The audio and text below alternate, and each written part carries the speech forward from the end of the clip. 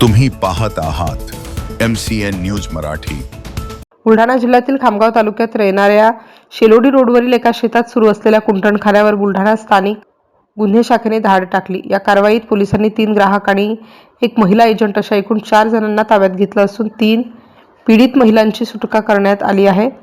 दरम्यान खामगाव तालुक्यातील शेलोडी रोडवरील बाळू झापर्डे यांच्या शेतात काही महिलांना बोलावून कुंटणखाना चालवला जात असल्याची गुप्त माहिती मिळताच LCBच्या पथकाने दिनांक शनिवार रोजी 28 फेब्रुवारी रोजी या ठिकाणी छापा टाकला। पोलिसांना पाहताच 2 जणांनी घटनास्थळावरून पळ काढण्याचा प्रयत्न केला, मात्र सतर्क असलेल्या स्थानिक नागरिकांनी त्यांना पकडून पोलिसांच्या स्वाधीन केलं। या छाप्यात पोलिसांनी ग्राहकांकडून एजंटने घेतलेली रोख रक्कम, मोबाईल, 2 मोटारसायकल असा मुद्देमाल जप्त केला।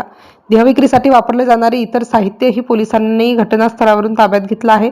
या प्रकरणी पोलिसांनी गुन्हा दाखल करण्याची प्रक्रिया सुरू केली असून अटकेतील आरोपींची अधिक चौकशी LCB पथकाकडून करण्यात येत आहे।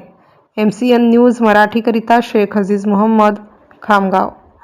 आज रोजी गोपनीय बातमीदाराकडून मिळालेल्या माहितीप्रमाणे पोलीस स्टेशन खामगाव येथील टीम त्याचबरोबर LCB बुलढाणा यांची टीम असे संयुक्त टीम बोलावून शेलोडी शिवारात बाळू झापर्डे यांच्या शेतामध्ये देहविक्रीचा व्यापार चालतो अशी माहिती मिळाल्यावरून आम्ही सदर ठिकाणी आलो असता त्या ठिकाणी 3 व्हिक्टीम महिला, त्याचबरोबर 3 आरोपी आणि एक एजंट महिला असे लोक आम्हाला मिळून आले।